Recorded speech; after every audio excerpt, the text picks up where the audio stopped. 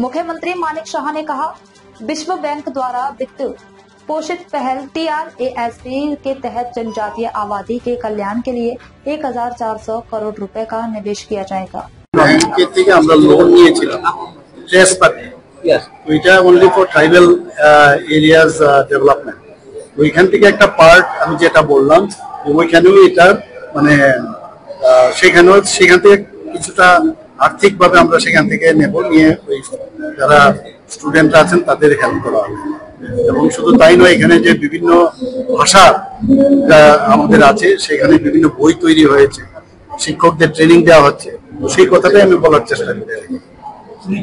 Total অ্যামাউন্টটা কত sir? 1400। এই স্যার ফরেস্ট যেটা সেটা ছাড়া আর একটা ফরেস্ট হচ্ছে element project, that is about 1700 crore।